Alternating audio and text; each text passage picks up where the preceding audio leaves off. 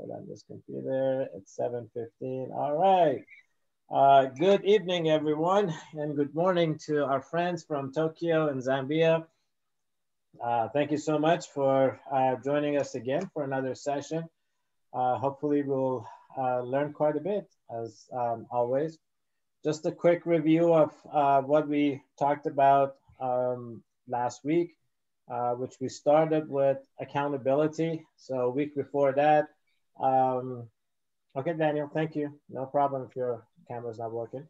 So a week before that, we talked about responsibility, our various responsibilities around the house, for our friends, for our family. And then we extended that into our responsibilities to others that we don't even know, our fellow human being, whether in our city, in our neighborhood, or even across the world, because we all have responsibility. We should never feel that it's just all about me. And then we continued with that as far as thinking about what are things that we might be able to do to help other people, and then how we become accountable for it. Not only we say we're going to help other people, but then also being accountable for it too. And then we discussed how responsibility and accountability are the foundations of our credit and borrowing system. Because in most of the countries around the world, borrowing system is something that it's good, but it can also be dangerous, especially if you don't understand how to responsibly borrow. But it is something that it's not a habit, just like saving. It's not a habit that we're born with. We need to learn it. We need to work on it. We need to improve it over time. So then we talked about things that we borrow, whether we are young, borrowing small things from our friends to do our schoolwork, or maybe borrow a video game or something like that. And then as we grow older, our borrowing become more complex. So we begin to maybe borrow short-term on credit cards. As we grow older, then if we are trying to buy a house, we may need to borrow money. That's a longer term. If you're starting a business, going to college. I know in US, you almost have to borrow money to go to college because it is very expensive. Sometimes it's just too expensive. And often people wonder, why am I even borrowing so much?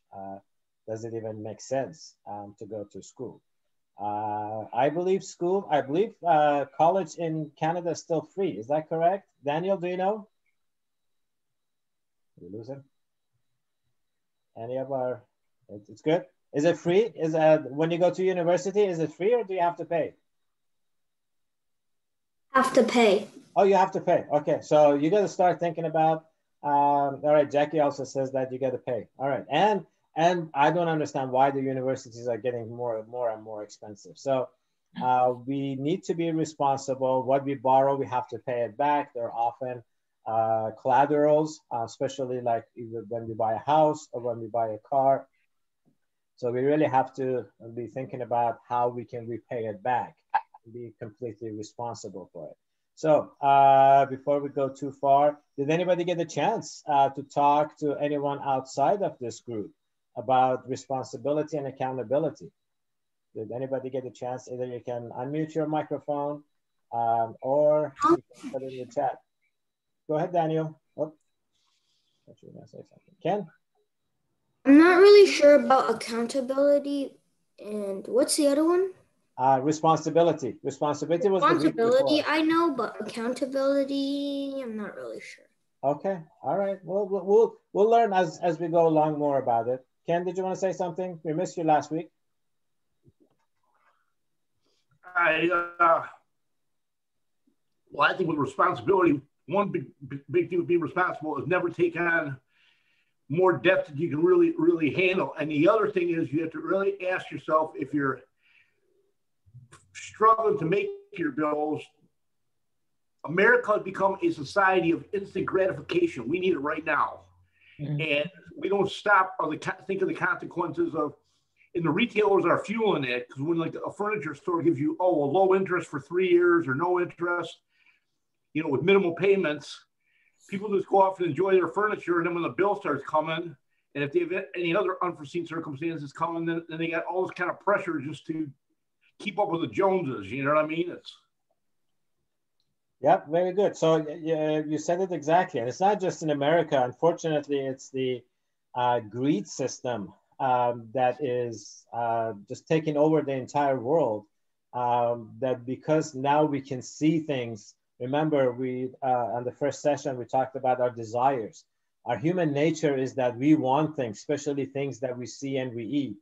We can hear or smell. We walk into a restaurant and we want all the food because our stomach says we are hungry. But then we might even fill up our plate with lots of food, but then our stomach says, no, I can only take so much. What were you thinking about? So it's the same way with our money.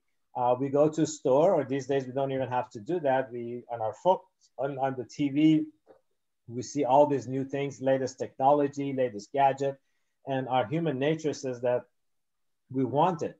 But we need to be able to control our desires because our pockets cannot, even if we have unlimited amount of money, just being always thinking about material stuff is not necessarily healthy.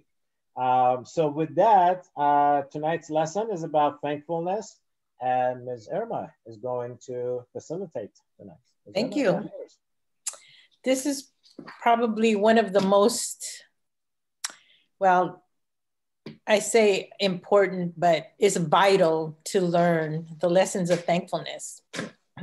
Because as we journey on this path of life, you know, the saying, attitude is everything. It's true. We can make choices about our circumstances. We can choose to look at our circumstances in a way where we are constantly wanting different circumstances in our lives, or we constantly want things to be different, things to like Alex says, we want to consume more. We want to have better things, newer things, the newest gadget, the newest technology. But really, if we stop and think, what creates the drive to get these things? You know, that's greatly manufactured by advertisement and marketing. So when we make a shift in our paradigm of wanting more, wishing for more, and we make a shift into an attitude of thankfulness, that is really an incredible way to live, living in a space of thankfulness. Because what we do when we're thankful is we have gratitude to the creator, or, you know, whoever we worship or acknowledge as a higher power. When we think of life and we treat life with thankfulness, then that creates a whole different way of appreciating our lives and the goodness that we have in our lives.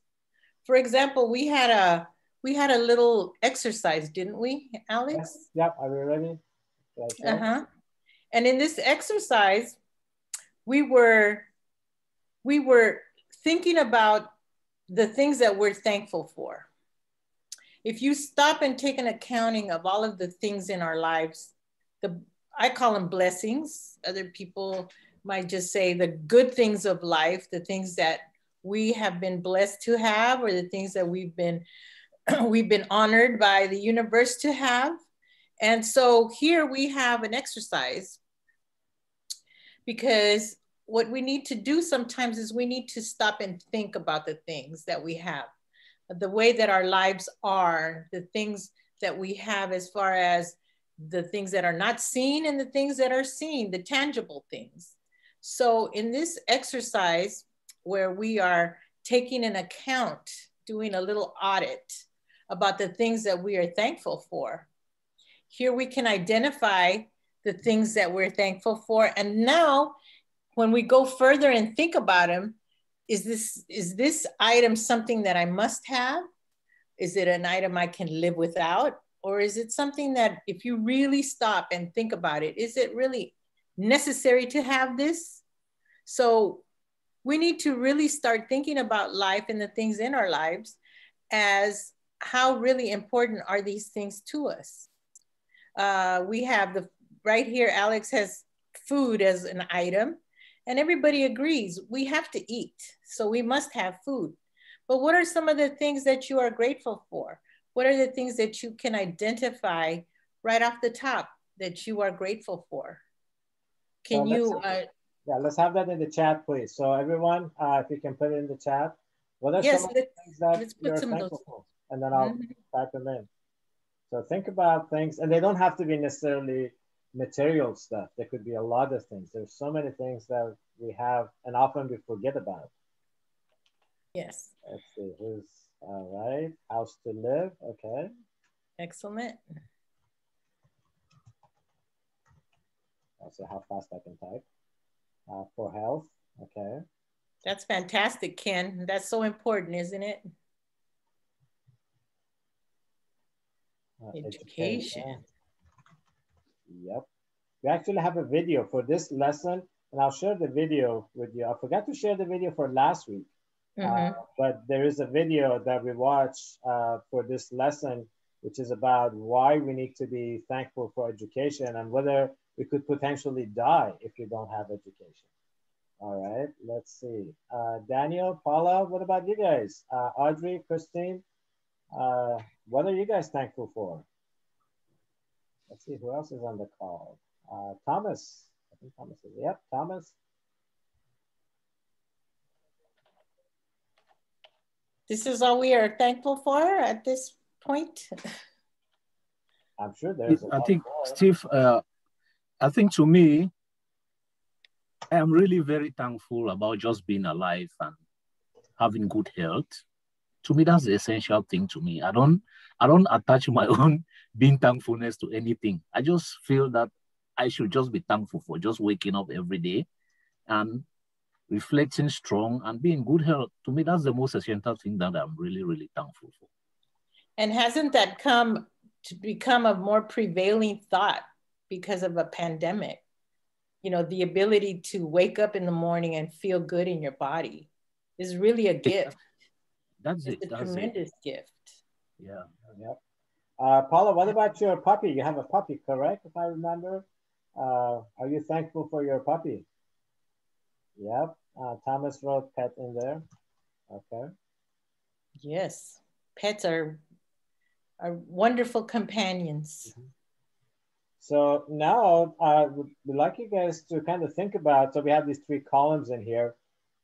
We have to think about which ones we must have, meaning that we would die if we didn't have it. And food is obviously one of them. And then which ones we can live without. It's okay, we are thankful for it, but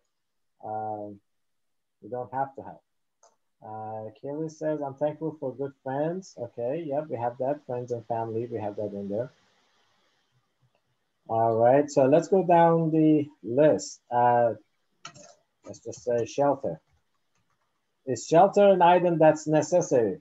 What do you guys think? Do we have to have it or can we live without it?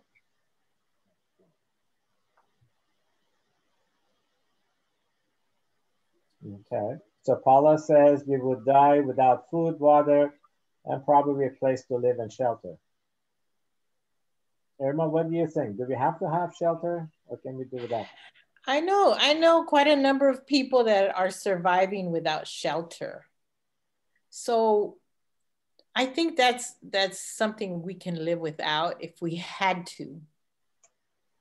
It would be very difficult. And that's because we live in San Diego. The reason that we think we can live without shelter is because we live in San Diego, and even in the middle of winter, which we're in right now, you can still live on the streets without. But if you live in Canada or Alaska, I think the story would be different. Yeah, you wouldn't be able to make it in Canada, no. Yeah, so I'll put that in the middle. How's that? Some people can do, some people cannot live without. All right. Let's see. Ken had a question. Ken, what is the cheapest and most powerful cure for heart disease? Be thankful and satisfied with the things you have. Ken, you're going to give us the answer to your question? Is that a type of food or veggie or something? What's the most powerful cure for your heart? Jackie can't live without a shower. Without her shower. Well, that's the instant gratification is the major reason that probably the world has the financial challenges that they do. You know, everybody's got to have the greatest, the best, the newest, and that's one thing that with. I mean, I'll tell you, a year ago, living in metropolitan Detroit I'm going to be 60 years old in November. For years, I could never envision getting along with sports. And when I went to the games, I always got good tickets. And, you know, you had all the expensive food and stuff. Well, they shut the sports down a year ago this week. And you know what? I've learned to be thankful and open up my life to a lot of different areas. And you know what? I'm probably happier than I ever have been. I mean, if somebody would have told me 2 years ago, you're going to give up all your sports, I would tell them you're crazy, go jump in a lake. But I'll tell you what, I've developed a whole new circle of friends. I got my financial coaching business going. I've gotten involved in Toastmasters. I've surrounded myself with a bunch of positive people that I don't even think about sports anymore. That's beautiful, Ken. That's a great testimony of when you make that shift. You had to make a shift out of necessity from, you know, wanting to be really involved with your going to see sports, and the pandemic shut everything down. So you had to make a shift. And look how wonderful the shift has been for you. You've made new friends. You've developed new interests. You've been able to get your business off the ground. So when you make that shift to thankfulness, the positive feeling you have from being thankful opens up some beautiful things in life. And I'm a witness too. Since the pandemic, I've been able to do many things that before I didn't think I could. But you find, you know, the human being is very resilient. You know, we were, you know, genetically made to be resilient and be able to adapt. And we will adapt either to a negative or to a positive. So it's a choice that we make every day. Anybody else have anything for us? What about you, Alex? I mean, there's so much to be thankful for. But let's kind of talk about some of the things that there's that column in there that says unnecessary. Can anyone think about why do we even have a column here that's unnecessary? There are things that we're thankful for, but which one of these, I mean, yes, pets, they're a great companion, friends and family, being alive, but I put that column in there for a specific reason. Can anyone think about something that we've gotten so used to that we can definitely not only live without, it should not even be around? There's a challenge for everyone. Well, the general classifications of five, what I call 5 pillars of things that you need in, you know, 99% of the cases, you do need some form of transportation. You need food. You need clothes to wear. You do need shelter, and you also need access to medical care. Okay, those are all the necessary stuff. But there is one item that we just grab it so easily wherever we go, whether we are at home, we go to Starbucks, we go to eat. It's just because they're around and they become so easily available. People don't even think about it. They just grab it, use it for, I don't know, maybe 10, 15 minutes, 20 minutes, and then they throw it into trash. Somebody just put in the phone, put in the chat, our phone. Phone has been kind of forced on us, but there too, we need a phone, but really, do you need a phone for anything except to talk and maybe send a text? Do we need, like, I probably got 12 different games on my phone. Do I need all 12 of those games? No. So on the topic of phone, I can say we definitely always don't need the latest and greatest phone. Having a phone is becoming essential. I mean, it is. We cannot resist technology, and we should not resist technology because technology is moving so fast. But we don't have to have always the latest phone. So you guys remember, my phone is 4 years old. It is starting to slow down. My kids tell me that's a dinosaur, Dad. You got to get rid of it. But here, I'm going to put the mystery item in here, and let's see what you guys think about it. One item that I don't need that probably 90 in the high 90% of America. So they do, you know what? You can come take my TV away and never bring it back, and I would never miss it. Don't take away my phone. Don't take away my computer. My TV, you can have it. So what do you think about this item, plastic? Do we need it? Daniel, you've been awfully quiet tonight. What do you think? Do we need plastic in our lives?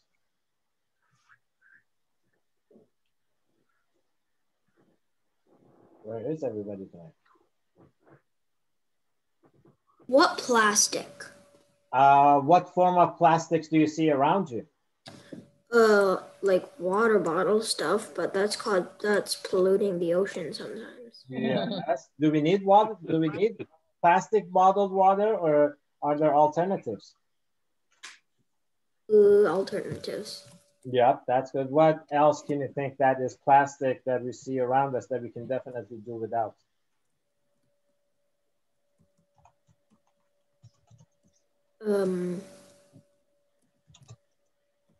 Not sure. Okay, I'm gonna ask Paula. Paula, what do you think? Do you see plastic being around, things that are made out of plastic that we can definitely do without?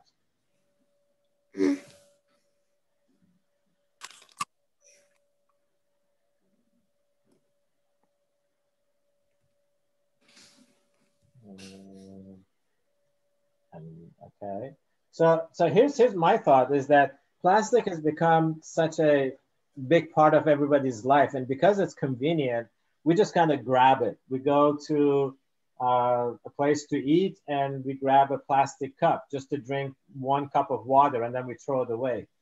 We see a water bottle, we grab it, we drink half of it, and then we throw it away.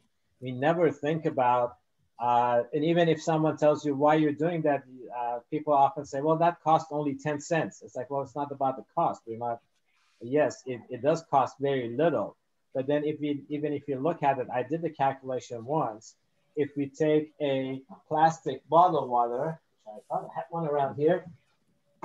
So one of these small guys, this plastic bottle, it's about 10 cents plus the CRV plus the recycling fee, 5 cents. So it's about 15 cents.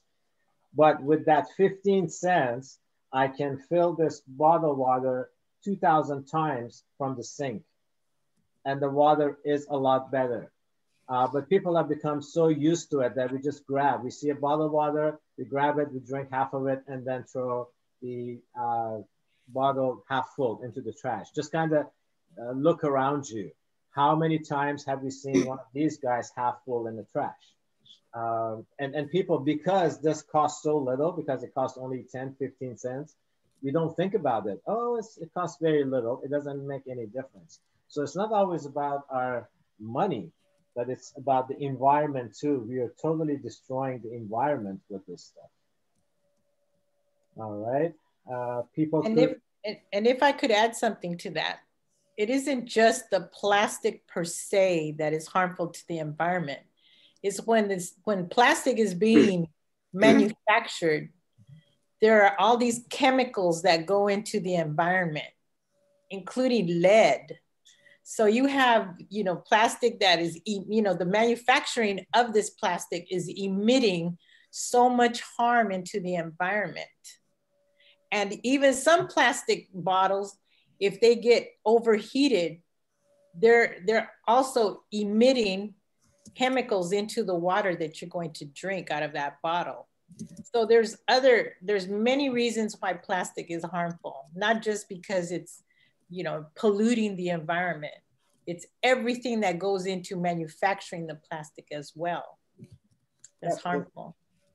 Just imagine, this bottle sit in the truck, in the factory, the truck that moves it from the factory to the store. Then we keep it in the car. And as Emma was saying, it sits in the car, it heats up, it cools down. So, and as Paula put it in the chat, this is a lot better option because it's the content that we want, not the container. Often I've thought about writing a book called Container Generation. We have become so fascinated with the containers, with the cars that we drive, with the phones that, you know, how do they look, with the clothing that we wear, that is affecting our finances so much. Irma, where are we going next with this trip? I do have the thankful tree up if you want to talk about that. Yes, let's look at the thankful tree and see how we can visualize the things that we are thankful for and how they fit into our lives. There we go. Okay, so if you can visualize this tree here, it has a very thick trunk. And then it has branches that go out. But among the branches, then you have other smaller branches that are growing out from the big branches. So on this tree, you can visualize the necessary things of life could be the trunk of the tree. And you can write, you know, the items that are necessary in your life, the ones that we've identified. And then as you go further, you can see the things that maybe you could live without. And you put them on the thick branches. And then as you go on and realize, well, you know, I like these things in my life, but they're really not necessary. You put those on the smallest branches. And that way you can visualize how your life, you know, is a, you know, you can group the things that are so necessary in your life as the trunk, because the trunk, the tree won't live without the trunk. So you can't live without these certain things in your life. But as you go on and you see the branches go out, then you can see the items in your life. You can identify those branches with the things that are so, and see where that goes. And the other analogy that we can use is that we've all seen trees around town. If you cut a tree from the bottom, from the trunk, let's see if I can zoom out, from the trunk, the tree never grows to be that big, beautiful tree again. We might get a little branch if we cut it from the bottom. So that's why we put the life necessities in the trunk. But then when the trees are trimmed, when we give away our stuff, when we become generous, like give away, if video games are getting old, not only the tree doesn't die, it actually grows to be bigger and stronger. So that's the metaphor for the tree in here. What else can we put up here on the branches? What are other things that we are thankful for that we can give away to others to be a fruitful tree? Any thoughts? What else should I put up here? Some of the things that we wrote. Let's say, how about old clothing? Things that we grow out of. Mm-hmm. And they don't have to be necessarily material stuff. We can even give, well, that we'll do that in the generosity. What else do we have? Anybody has any idea? Everybody's quiet in there.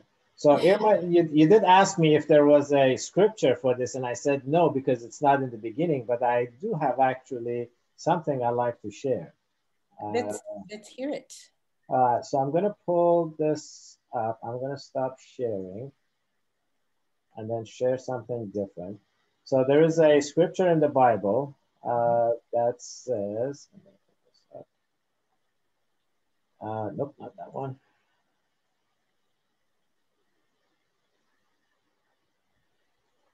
Where did my sharing box go? Sorry, I'm struggling a little bit. There we go. All right, is that big enough? Can everybody see? Oh, yes. All right. So Irma, go ahead and read this one about the fruit.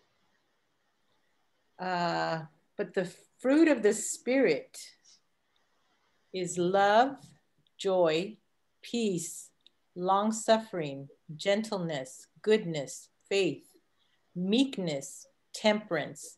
Against such there is no law. So this is from the Bible. So I like to pose this question. What is the fruit of the tree? Are these the fruit of the tree, or are these describing something that is the fruit of the tree? Any ideas? Either in the chat or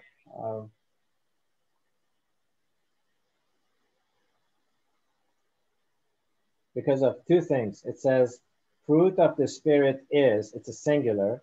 It doesn't say fruit of the spirits are these characteristics. And these are adjectives that are describing something. Anybody has any idea? Emma, do you have any idea what that is? The fruit of the spirit? Yeah. The fruit of the spirit is, I believe, is what the fruit of the spirit is what is produced in your life. If you are in this place of, today we're talking about thankfulness. If you're in a place of thankfulness, this is what your life will produce. This is what happens as a result of living in thankfulness. You have a whole beautiful mixture of these beautiful traits, or beautiful, it's fruit, right? It's the production of what your life is about. Okay. So this is what I believe comes about when you are living in thankfulness. Mm-hmm. So let's see. The answer is actually in the Baha'i writing. Okay. And this is what it says. But the is that the one? Yep. It says, but the mind is the power of the human spirit. Spirit is the lamp, mind is the light, which shines from the lamp. Spirit is the tree, and the mind is the fruit. Mind is the perfection of the spirit and is its essential quality, as the sun's rays are the essential necessity of the sun. So it's basically, we have our mind that says, oh, I want the latest things, I want more, I want everything. This is our mind. That's what but then our spirit is saying that, no, be content with what you have. So if our mind takes over and we always thinking about having more and more of things that we need, or whether we don't need them, then we're not producing any fruits. But then the minute that we allow our spirit to guide us, and just as what we had, I'm going to stop sharing this one, as we had in the first session, let me pull that up again. In the human treasures, I gotta put this up, go there. I'll get it in just a second. In the human treasures, there we go. Now I can share again. So if you recall, when we started, we talked about the treasures that are within us, and from Buddha's writing, it says, we need the guidance of the treasures to walk safely through the maze of life.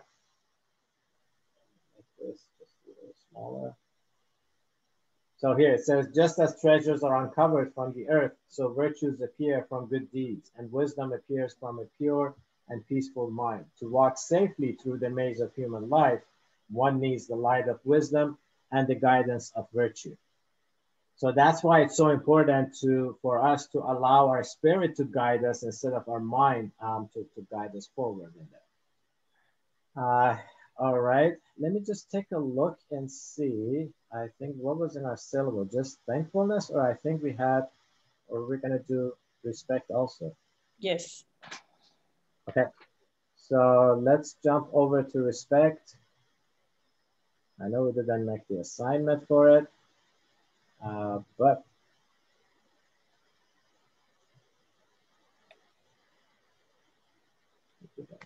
respect. All right. There we go. So, Daniel, are you there with us? Are you here? Can you hear me? Huh. I think he's having a little trouble with his microphone or camera tonight. Okay. Ken. Oh, you can hear me? Why don't you read this part up here, the underneath respect. Read that for us, goal. Me? Which one?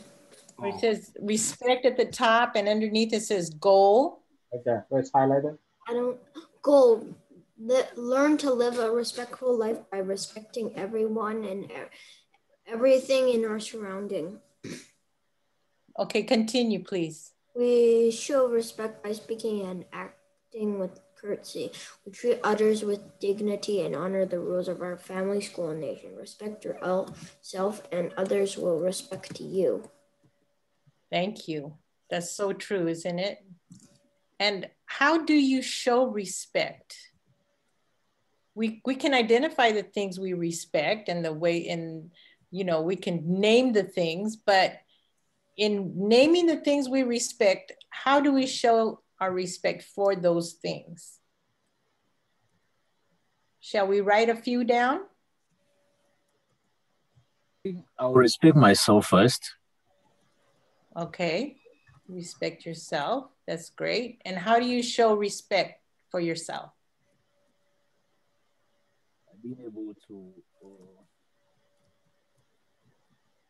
that is to express a level of courtesy where before I can try to look into somebody, I first of all look into myself. If I want to express love, let me first of all love myself, then I'll be able to love another person. I should be able to fit myself so well so that I can be strong to take care of another person's own need. So I think if I first of all express respect for myself, it will be easy for me to respect another person. That's very good. That's true. What else do we respect in our lives? So maybe we can have that in the chat. If anybody, we talked about, they're pretty much same as things that we are thankful for, but if you can think other, we talked about environment a little bit. I'm not even gonna try to spell this thing. Every time I try to spell the environment, I mess it up. Environment, okay. Jackie says respect others with politeness. Yes. Others, yes. The privileges that we have. Privileges, yes.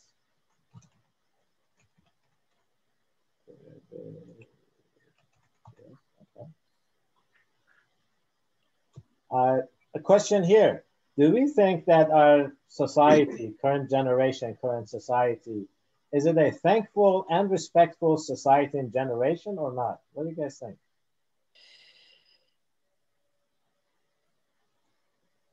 I think we cannot just categorize it to be, I think you have an aspect of people who show thankfulness and you have an aspect of people who don't even show at all. We have a mixed category of persons which you can find extremism in them and you can find understanding people amongst us. Just like if you come to a society, you find really law-abiding citizens and you have people who decide to cut every aspect of the law, fighting it, doing everything to destroy it. So in every society, you always find characteristics of people who are quite extremist and people who actually try to understand and work with the regulations of the system. That's true. That's very true. Others? Anyone else? Paula, you usually talk. I haven't talked tonight. She gave us the people could use reusable water bottles instead of plastic. Yep. Jackie has respect, order of the society. Yep, definitely. I think like what Tabia said, that yes, there are of course people that abide the laws and they don't. There are people that respect and they don't. But what it seems like, because of, I don't know, maybe it's because now everyone is exposed to everything. Like when most of us, I know when, oh, I'm sorry. Paula says I cannot hear anything from the meeting. Paula, check your speaker because everybody else seems to be hearing okay. Sorry about that. But going back, it seems like more and more, because people are, and I see that even in our two young boys, they want things. They get anxious when they don't have access to, let's say, internet, or their internet is slow, or when they were ready to buy a car and now they're thinking that starting a business. It's like, guys, you're going to college. Everything, time will come for everything. I think when like I was growing up, we were not exposed to all this material stuff. So life was a little easier. When I was a kid, we mostly enjoyed just playing together outside in the streets and not worrying about who has what. I mean, not that it didn't exist, but not as bad as now. So I think we have, especially as our societies grow materially, we are becoming more anxious and not respecting things. Mhm. Right? So maybe that there's a video for this lesson too. I need to share a few video with you guys in the over the WhatsApp group. So maybe we can talk about things that are wasted because that's where we want to bring this in. We talked a little bit about how, because we want to make sure we understand why, what does thankfulness and being respectful have to do with finances? That's what the concentration of our program is. And we feel that they're very much connected. So we talked one about water. I think that's one thing that's being wasted. What else is being wasted? Either we waste ourselves or we see other people do that. Food. Food. Okay. Other things in the chat? Do you see other things getting wasted in our societies? Resources. Time, Steve. Time. Time. Yes. Yeah, I spent like 10 hours watching TV. Then before I realized I've already wasted all of the time. Gambled money is wasted. Yes. Oh, yeah. Money.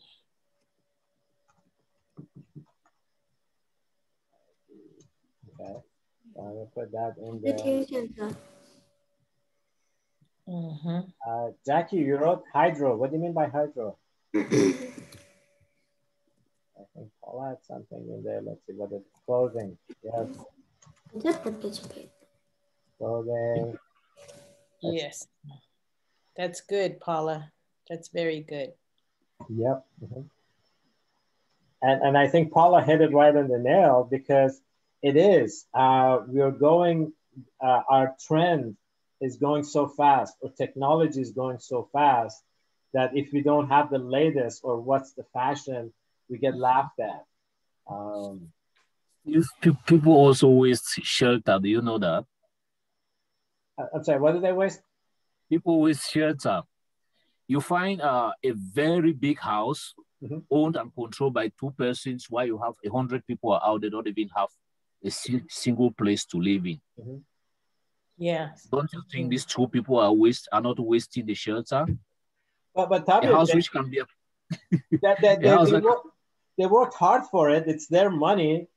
Shouldn't they feel like do whatever they want? If they want a bigger house, it's not like they're stealing. They had a successful business. Shouldn't they entitled to have something bigger and bigger? I just want us to look at it in a clear point of view. It's not like attacking someone for having a very big house. But I'm saying that if your house is really big, a house which can be occupied by 10 people, you occupy it alone, you're wasting the house. In real, you should occupy something which is quite okay for an individual than just wasting something too big. Those are aspects which we tend to look at it as if it's normal, but for real, I look at it that way. It's wasteful. It's wasteful. I agree with you. Absolutely. So what would be the solution? I mean, we see a small group of people throughout the world having a lot of stuff, whether it's money, material stuff. What's going to be the solution? Should we go tell them that, oh, you shouldn't do this, or government should say limit people and how much? What do you think? What is the solution to this greed? Because I think that's what ultimately getting to. We all work hard to earn our living, whether we work, we invest, or whatever that is. How are we going to solve this problem? Steve, I think I think this issue is there's something in every human being. You see, people just want people to look at them as if they are more than some. They just want to feel powerful than others. They just want to behave so that others could admire them and envy them. Some people enjoy this kind of things, you understand. I've seen people who just want to feel they are better than others. Some people really live like that. They will just want to feel they are better than others. You see, the strive for excesses isn't really necessary. Because look at our time. If you can be lucky on earth to be able to live for 100 years, I think you should really be fortunate for sure. But what time do you really have to enjoy all these things you fight for? Because the idea of this accumulation is just manipulating the system against others. Sometimes I recall the Bible says it is easy for a rich man. I think for a rich man to do. I think it is easy for a camel to go through the eyes of a needle than for a rich man to go to heaven. The reason being, look at it. The people who are actually rich are excessively manipulating everything for their advantage. In order to be too rich, some people would rather do anything that they can against the other people. If you look at the real wealthy people, I want to assure you, Steve, that there's something wrong with them. So, though we can't attack the wealthy, it is of no essence, but look into their lifestyle, you realize that something is wrong with them. How can you imagine somebody who is really, really so rich? He has played over the system, seized all the money into his control, then he start taking that money and going to space. Yep. So I think what you're talking about is a self-realization that we are not living in an island by ourselves. It's not all about us. It's about everyone around us. How can we even feel comfortable? One of the things that really bothers me is the amount of food that we waste here in the US. It is just crazy. I mean, we have not gone out to dinner to eat lately for the past year or so, maybe not as much as we used to. But if you haven't been to US, when we go to restaurants, the portions are huge. It's just impossible for one person to finish that. But then yet, everybody orders their own food. Some take it home, some they don't take it home, just because they have it. And that's why now it even makes more sense. The quotes that we shared is that if we let our human side, our mind drive us, that is when we become excessive. We buy a lot of food, a lot of clothing. As I put in here, we take long showers, leave the water running, and we don't think about the monetary consequences of it. But then when we bring in the spiritual aspects of life, and that's why we have done this, because without the spiritual aspects, these finances, yes, everyone can learn how to open up a savings account, do investments, do different stuff. We can learn. But then ultimately, it's our spirit that can guide us in the right path of how do we utilize all these different resources that we either have or gain throughout our life. So that's why it's so important in there. So let's see, I have a couple of comments in the chat. Jackie said, for myself, I don't buy more food I need per week. Also, I won't buy the stuff until I get rid of the similar things. Exactly. Well, Jackie has trained herself, or maybe she was like that. I know some people, that's how we are in our lives, but then some people really need to train themselves. I know so many people that it has become an addiction for them to go to the store just to buy and bring it home. They don't even like pick item of clothing. They don't even take the tag. So there are clothing hanging in their closet with the tags on. They never even, it is an addiction in there. Yeah. Kilia says, water is wasted through leaking service pipes, damaged taps, unnecessary turning on the taps. Exactly. So many times in the schools when I had actually one child, he was a third grader. He said he keeps the water running when he's brushing his teeth. And I said, why? And he said, because my grandma told me to do so. And I said, would you please go ask your grandma, does that running water makes your teeth any cleaner? So seriously, I mean, this is a true story that often we just don't think about what are we wasting? We just kind of let it go. or going back to plastic. We are wasting so much plastic. I remember once I went to a pizza place. We got pizza and the people in front of me grabbed a spoon, a fork, and a knife. A plastic fork, a plastic spoon, and a plastic knife. And I'm thinking, okay, first of all, pizza, you're supposed to eat it with your hand. You don't need any of those. But if you really want to have some etiquette and be clean, you use the knife to cut the pizza. You use the plastic fork to grab it. What do you do with a spoon and a piece of pizza? I just couldn't figure out. Then I realized that it's because it's there. Whatever we see, we just grab it, whether we need it or not. So training ourselves not to be wasteful is a big job, is a big task. But if we can do that, it will affect our finances quite a bit. I saw a segment this week on a moving company that was concerned about hunger in their community.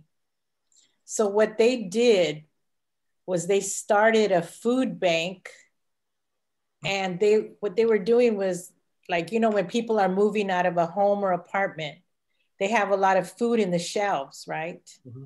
And they throw it away because they don't want to take it with them. They don't want to lug food to their new house or their new apartment. So they end up, a lot of that food is just thrown away. So this company figured out a way to bag up the food and get it immediately to a shelter or to get it to a food bank. And they have rescued tons and tons of canned foods, prepackaged foods, and they have helped their community to save all that food and distribute it to people that need it.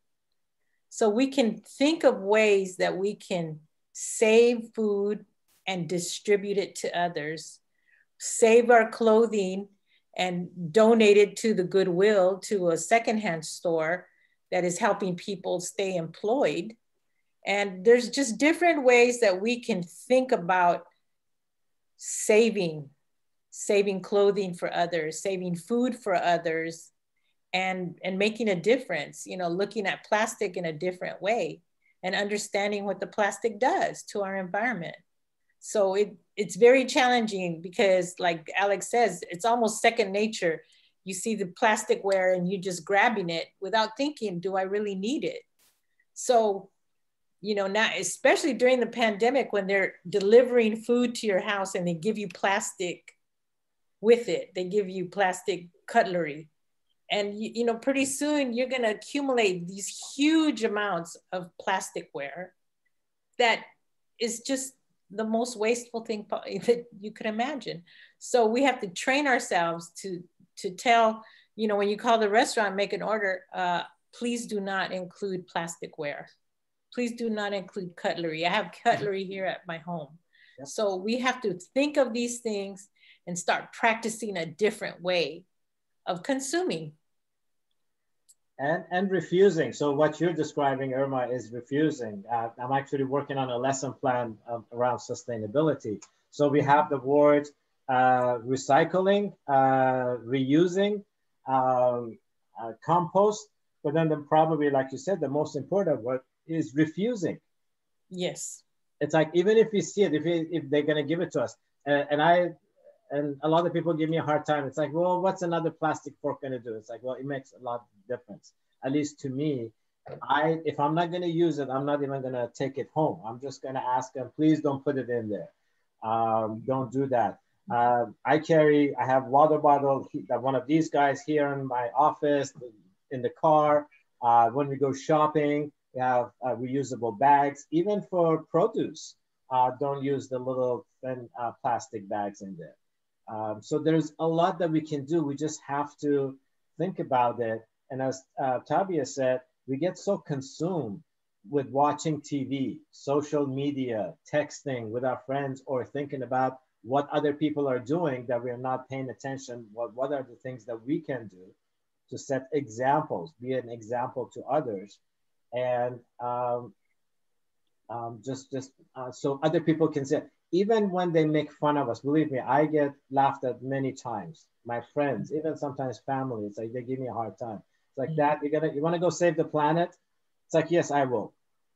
Even if it may not save the planet, but turning a light off somewhere where I'm not even paying for it, it makes a difference. And Paula put in there, we need to enjoy what is around us. That's absolutely true. It's like we need to enjoy, but not waste. Enjoying is a lot different than wasting. Daniel, did you want to say anything? Okay, unmuted his microphone. No. Okay, all right. So let's talk about any question here about the lesson plan. So we combined two lesson plans today, thankfulness and respect. Like I said, there are a couple of videos that I will share in the WhatsApp group so everyone can see. If there are no questions, I will put up next week's lesson plan. So let me share the other screen. That one always escapes. Where did it go? So next week is about generosity and retirement and investing. Daniel's favorite topic. He's been talking about investing. So this is what we got going on for next week. It's about generosity, selflessness. And the reason we have it along with retirement is because retirement is nothing but being generous to our own selves in the future. Not consuming everything that we have right now, but thinking about future. I'm so proud of our young ones because they are our youth that are taking this, because retirement doesn't necessarily start at age 20, 30, 40, or 50. It's the habits that we develop from a young age. And then we should probably talk about creativity too. For the following week on the 26th, I will not be able to join the group, but Irma is going to continue the program, and it's about creativity. So we'd like to ask you guys to, if you have a talent, whether you want to show it on during the live session or if you want to record it. Irma, you want to talk about creativity?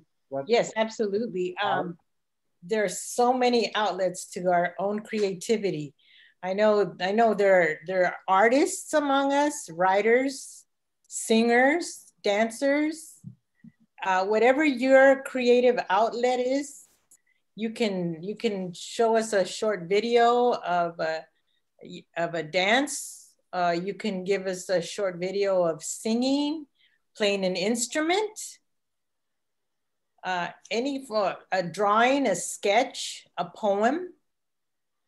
You can share that with us on this section of creativity, and then we can talk about how our talents can be, how we can utilize them to benefit others and possibly make money with them.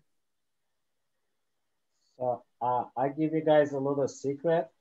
Irma is she's a very talented person, and she has been on one of the biggest talent show in the world.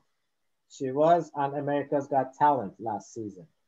So I will share her video with her permission. I will share her video. Absolutely. Yeah. Yes. So in your worksheets, under generosity, these are your assignments for next week. There are several assignments under generosity to begin thinking about what can you do or what can I do to bring joy and happiness to others. It can be anything. It can be singing to other people, visiting people, bringing them food, giving them clothing, whatever that is. Think about locations or organizations. So sometimes we can do that on our own. We can just go help people, but often we may need to partner up with other organizations that have a structure. Like here in San Diego, a lot of people would like to go help feed those who don't have enough food. And there are organizations that have a location and a place and set times that they can do that. So if there are, here we have an organization that builds home for people, and that's an international Habitat for Humanity. If you don't know about it, you can look it up. They build homes. Volunteers get together, and this organization helps them build homes. So that's places where you can, or other organizations. Mm-hmm. And then you can think about what is it that I like others to do for me to bring me joy and happiness. It's always good to think about other people, but as Fabia said, we can think about ourselves too. So it's okay to want things for us. So those are your assignments for next week. And please be sure to talk to others who are not part of the group. Share, be generous with the knowledge that you're gaining from this series also.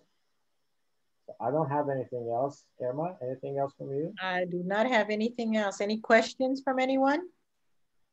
I'm going to stop sharing. Oh, Daniel says, what do you mean talent? It could be anything. It could be telling jokes. It could be drawing, dancing, music. And you can either do it live or better yet, if you can record it and then post it on the WhatsApp group. Those usually work. You can even be a good fighter. A good fighter? What kind of a fighter? Karate fighter is quite a talent. It is a talent. Yep. Yeah. Okay.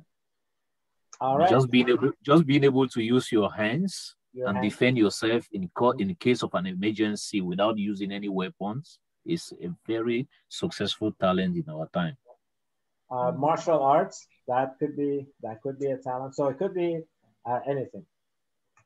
All right. Thank you all for joining us tonight. Thank you so much again. And if there's nothing else, we can sign off. I'll stick around if anybody has anything.